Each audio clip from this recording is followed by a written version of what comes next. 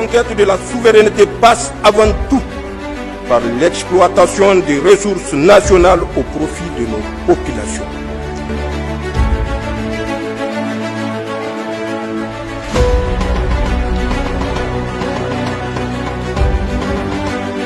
Du ministère de l'Intérieur, de la Sécurité publique et de l'administration du territoire. Hier 21 mars 2025, le village de Fambita, commune rurale de Kokorou, a fait l'objet d'une attaque barbare perpétrée par les terroristes de l'État islamique au Grand Sahara.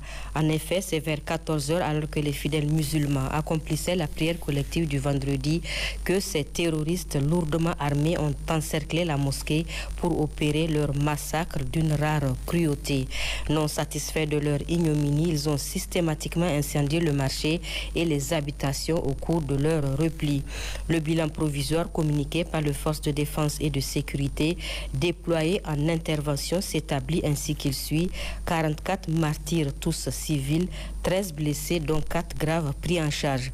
Cet acte ignoble commis un vendredi, jour saint de l'islam, dans les 10 derniers jours du mois béni de Ramadan, illustre à suffisance que les terroristes et leurs commanditaires ne défendent aucun idéal religieux. En tout état de cause, ces crimes crapuleux ne resteront pas impunis. Les auteurs, co-auteurs, commanditaires et complices seront traqués et poursuivis devant les juridictions compétentes pour répondre de leur forfaiture. Au nom du président du Conseil national pour la sauvegarde de la patrie, chef de l'État, chef suprême des armées, le ministre d'État, ministre de l'Intérieur, de la Sécurité publique et de l'administration du territoire présente ses condoléances les plus émues aux familles des martyrs et souhaite un prompt rétablissement aux blessés. Il tient également à rassurer les populations nigériennes de la détermination inébranlable des forces de défense et de sécurité à poursuivre ce combat pour la souveraineté. Un deuil national de 72 heures sera observé sur toute l'étendue du territoire national et les drapeaux mis en berne à compter du samedi 22 mars 2025. Fait à Niamey le 21 mars 2025, signé le ministre d'État, ministre de l'Intérieur, de la Sécurité publique, de l'administration du territoire par intérim, le général de corps d'armée Salifou Modi. Cela dit, demain, 21 mars, le Niger, à l'instar des autres nations du monde, célèbre la journée météorologique mondiale. À l'occasion, le ministre des Transports et de l'Équipement a livré un message. Dans ce message, le colonel-major Salissou Mohamed Salissou fait l'état de la situation météorologique au plan national et international avant de rappeler les efforts fournis au plan interne dans le domaine. Maria Madakou, Issoufou Samela. Commémorer tous les 23 mars, ceci depuis 1961, la journée météorologique mondiale, est célébrée cette année sous le thème « Combler ensemble les lacunes des systèmes d'alerte précoce ». Cet thème est venu à point nommé pour le Niger, qui a été retenu comme pays pilote pour l'initiative du secrétaire général des Nations Unies, déclarée justement en 2022 à l'occasion de la journée météorologique mondiale, qui consiste à ce que chaque pays au monde se dote d'un système d'alerte précoce pour tous, en vue de protéger les populations les plus vulnérables face à ces extrêmes climatiques qui augmentent en fréquence et en ampleur et qui détruisent d'importantes infrastructures, les cheptels, mais aussi et surtout engendrent d'importantes pertes en vies humaines. Faisant l'état de la situation météorologique au plan national, régional et international, le ministre des Transports et de l'Équipement a indiqué que l'impact du changement climatique sur la sécurité alimentaire et le développement est visible à tous les niveaux. Des sécheresses mortelles, des inondations destructrices, des feux de brousse, des cyclones et la montée constante du niveau des océans sont entre autres phénomènes qui le caractérisent. Pour toutes ces raisons, a dit le ministre des Transports, il est plus que nécessaire pour nos pays qui subissent de plein fouet les effets du changement climatique de trouver les moyens de s'adapter aux impacts grandissants de ces phénomènes hydrométéorologiques extrêmes. En cela, a-t-il fait remarquer, la mise en œuvre des systèmes d'alerte précoce pourra permettre de protéger des vies, les infrastructures et sauver les économies qui sont fortement tributaires du climat. Sélectionné comme pays pilote de la mise en œuvre de l'initiative Alerte précoce pour tous, le Niger a opéré le lancement de l'initiative au niveau national Le 2 décembre 2024 avait comme objectif la redynamisation de l'action autour des services d'alerte précoce en faveur de la population. L'adoption d'une approche globale impliquant toutes les parties prenantes et à investir dans les solutions technologiques multisectorielles par la mobilisation des fonds afin que tous les habitants soient protégés par les alertes précoces d'ici à 2027. Cette initiative, Alerte précoce pour tous, cadre parfaitement avec le programme de résilience pour la sauvegarde de la patrie de son Excellence le général de brigade Abdrahmane Tchani, président du Conseil national pour la sauvegarde de la patrie, chef de l'État, à travers le premier axe stratégique, renforcement de la gouvernance, paix et sécurité, qui porte sur l'accès équitable des services publics de qualité au profit de nos populations. Notez qu'à l'occasion de ces messages adressés à la veille de la commémoration de la journée météorologique mondiale 2025, le ministre des Transports et de l'Équipement n'a pas manqué de rendre un hommage mérité à tous les acteurs de ce domaine du temps, du climat et de l'alerte précoce, dont les produits et réalisations contribuent significativement à la réduction des risques de catastrophes. Rencontre d'échange hier après-midi à Niamey entre le secrétaire général du ministère de l'Intérieur et les différents responsables des associations islamiques du Niger. Faire une mise au point sur un certain nombre de débordements constatés dans les prêches ces derniers temps afin que les auteurs de tels actes se ressaisissent. Telle est la raison principale qui justifie la tenue de cette rencontre. Maria Madakou, Ousmane Tijani, Konaté. En lieu et place de prêches contribuant au renforcement de la cohésion sociale entre les différentes composantes de la société nigérienne.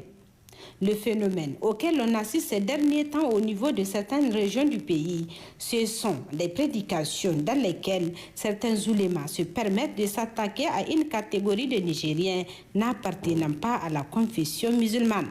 Ce sont en effet des propos pas du tout conformes à la loi déterminant les modalités du libre exercice de culte en République du Niger et aussi non conformes aux principes islamiques qu'elles se permettent de proférer au nom de l'islam, alors que cette religion s'est définie comme la religion qui prône la paix, la tolérance et la cohésion entre les peuples.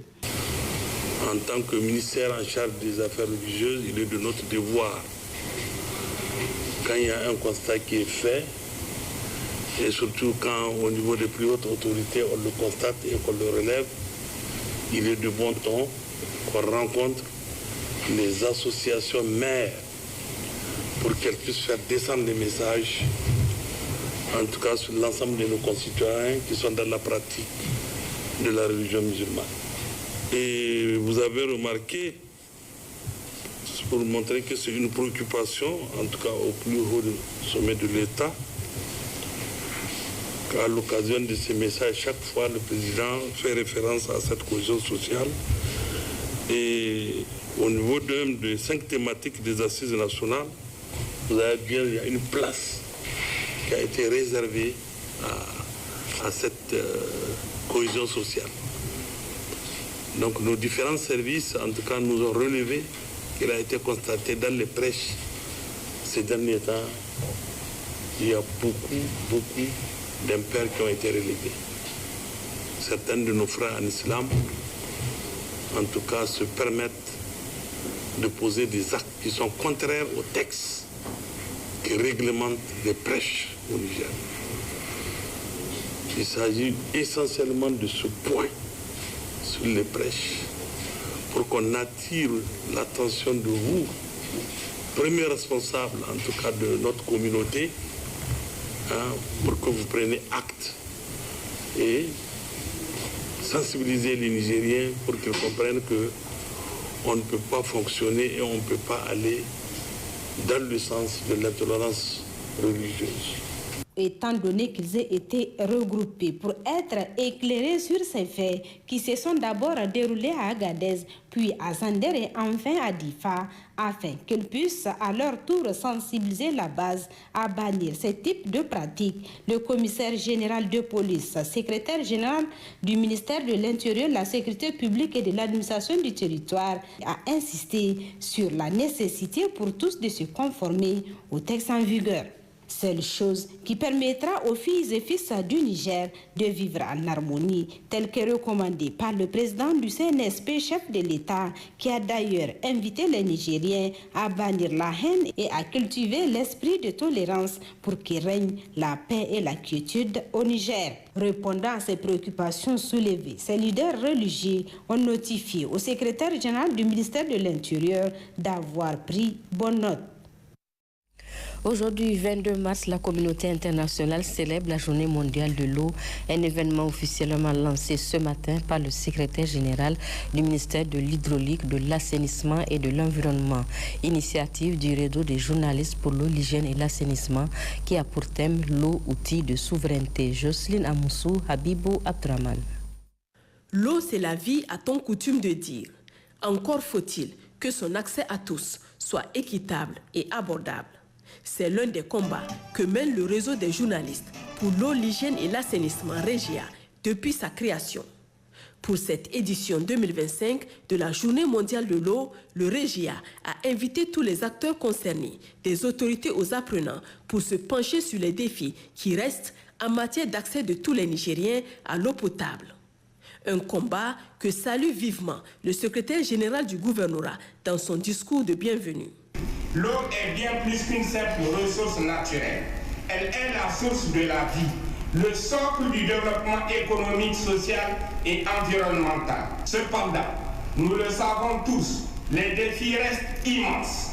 La pression démographique, les effets du changement climatique et la raréfaction des ressources en eau exigent de nous une mobilisation collective. Chers membres du REGIA, je tiens à saluer votre engagement et votre dynamisme dans la sensibilisation des populations et des décideurs sur les enjeux liés à l'eau, à l'hygiène et à l'assainissement. Si le thème international est la préservation des glaciers, cette conférence inaugurale l'a adapté au contexte nigérien avec le thème « L'eau, outil de souveraineté nationale ». Au moment où nous célébrons cette journée mondiale de l'eau édition 2025, le Niger, ou le gouvernement du Niger, a fait de l'accès à l'eau potable un outil de souveraineté nationale. En témoigne la nationalisation de la société qui devient la NDE, Société nationale des eaux du Niger. En témoigne également beaucoup des actions de réduction de vulnérabilité des populations par rapport à l'accès à l'eau potable. Quand on parle de la question de l'eau, c'est toujours les femmes qui en pâtissent. Quand il y a manque d'eau, c'est les femmes qui parcourent des kilomètres pour avoir de l'eau potable. Ça fait des années. Et on pense avec la situation actuelle, la question de l'eau va trouver des solutions adéquates pour permettre à nos communautés d'accéder à cette ressource très rare. Ce combat de tous, les partenaires techniques et financiers ne sont pas en reste. Je voulais surtout réaffirmer le soutien et l'engagement de Suicide à accompagner les efforts de l'État. Durant 5 décennies, nous développons des projets en faveur de l'hydraulique pour soutenir la résilience des communautés, surtout dans les villages. Et ce qui était important dans le point du président du REGIA, c'est que l'eau coûte plus cher, tenez-vous bien, au village qu'en ville. Et nous avons actuellement 2 projets en cours qui soutiennent l'accès à l'eau potable à une 60aine de villages. Représentant le ministre de l'Hydraulique, de l'Assainissement et de l'Environnement, le secrétaire général du dit ministère attire l'attention de tous les acteurs sur les chiffres alarmants concernant l'accès à l'eau potable. Au Niger, le rapport national sur les indicateurs de l'eau, de l'assainissement et de l'environnement pour l'année 2023 indique que seulement 49,93% des Nigériens ont un accès à l'eau potable. Autrement dit, un Nigérien sur 2 n'a pas accès à l'eau potable. Cette inéquitable répartition d'accès à l'eau potable se perturbe d'une région à une autre, d'une part, et entre le milieu rural et le milieu urbain d'autre part. C'est pourquoi l'accès à l'eau potable est inscrit en lettres d'or dans la lettre de mission confiée au ministre de l'Hydraulique, de l'Assainissement et de l'Environnement par son Excellence, le général de brigade Abdraman Tiani, président du Conseil national pour la sauvegarde de la patrie, chef de l'État. La célébration de cette édition 2025 de la Journée mondiale de l'eau coïncide avec le lancement officiel du laboratoire africain d'intelligence collective, d'innovation pour la diffusion des produits, des recherches et des informations climatiques, scientifiques et météorologiques. Il s'agit là d'une initiative du réseau des journalistes pour l'eau, l'hygiène et l'assainissement régional. La mise en place de ce laboratoire marque une avancée majeure pour anticiper les risques, mieux gérer les ressources et sensibiliser l'ensemble de la population aux défis liés à l'eau et au climat. Pour un échange fructueux sur les défis liés à l'eau, en vue de trouver des solutions efficientes et pérennes, 3 panels ont été dressés. Le premier sur la disponibilité et la pérennité de l'eau dans les écoles et les formations sanitaires. Le deuxième sur l'eau et l'agroécologie, place de l'eau dans les systèmes alimentaires durables. Et le troisième sur l'eau et le changement climatique, rôle de la jeunesse et des médias. Une assise qui est donc une lueur d'espoir pour définitivement relever au Niger le défi de la problématique de l'accès de l'eau potable à tous. Le gouverneur de la région de Niamey a rencontré ce matin les chefs traditionnels, les leaders religieux et chefs de quartier sur le thème cohésion sociale et paix sociale. L'objectif principal de cette rencontre est d'amener ces leaders d'opinion à sensibiliser davantage les populations sur le concept de la tolérance, de la cohésion sociale, afin d'éviter des propos haineux véhiculés à travers les réseaux sociaux et par certaines presses qui risquent de porter atteinte à l'ordre public. Kadiyatou Hassan, Souleymane Wali. Cette grande rencontre tenue ce matin dans la salle de la mairie centrale de Niamey a regroupé les chefs traditionnels, leaders religieux, chefs de quartier autour du gouverneur de la région de Niamey, le général de brigade Asman Abdou Harouna. La réunion vise en effet un seul objectif, celui de sensibiliser les populations sur le thème cohésion sociale et paix sociale. Après l'hymne national d'entrée de jeu sur l'administrateur délégué de la ville de Niamey, le colonel Boubacar Soumane Garantier a remercié l'assistance pour la forte mobilisation et les a exhortés, en tant que leader d'opinion, de transmettre les messages des plus hautes autorités fidèlement à la population. Pour le gouverneur de la région, le choix porté à cette couche sociale n'est pas fortuit. Nous vous avons conviés à cette réunion car vous êtes les premiers contacts de l'État avec les populations, afin qu'à l'avenir, à travers vos prêches, votre communication populaire, vous sensibilisiez ceux dont le sport favori est d'aiguiser la propension à la division et à vilipender ceux qui ne demandent qu'à travailler, à servir leur pays à travers la refondation. Notre pays, le Niger, a besoin de cohésion sociale, de paix sociale, de solidarité pour se construire. Au moyen de vos prêches, de votre sagesse, amenez nos concitoyens à éviter des interprétations inopportunes qui mène au déchirement savamment entretenu par nos ennemis d'ici et ceux d'ailleurs. Le général Asman Abdou Harouna en appelle à l'esprit de tolérance et à l'unité nationale, sans lesquelles aucun développement n'est possible. À travers vos prêches, votre sensibilisation, votre communication tous azimuts, amenez les fils et les filles de notre pays d'ici et d'ailleurs, à construire notre cohésion sociale sur des valeurs morales basées sur un questionnement. Comment construire notre pays dans la dignité. Pour réussir la paix sociale, mesdames et messieurs, et la cohésion sociale, nous devons tous nous investir et nous souder afin de donner à notre tissu social son âme d'antan. Plusieurs interventions des leaders religieux, chefs de quartier et chefs de village démontrent l'engagement de ces leaders d'opinion en contact direct avec la population de mener à bien cette sensibilisation. Une rencontre dont le contenu a été traduit en langue nationale afin de clarifier le message devant tous les différents responsables administratifs, régionaux, communaux, civils et militaires, les forces de défense et de sécurité, afin que tous les Nigériens mettent en avant notre cher pays en évitant des propos qui n'avancent en aucun cas le Niger, surtout en ce temps de refondation. À présent, le bulletin d'information des forces de défense et de sécurité, bulletin qui résume les différentes interventions opérées sur l'ensemble du territoire national par les unités déployées. Un résumé des opérations menées sur le terrain du 20 au 22 mars 2025. Dans le cadre de l'opération NIA, menée sur la rive droite du fleuve Niger, un crime d'une atrocité insoutenable a été commis le vendredi 21 mars 2025 dans le village de Fombita, près de Mehana. Alors que les fidèles musulmans accomplissaient la grande prière du vendredi, en plein mois béni de Ramadan. La conquête de la souveraineté passe avant tout par l'exploitation des ressources nationales au profit de nos populations.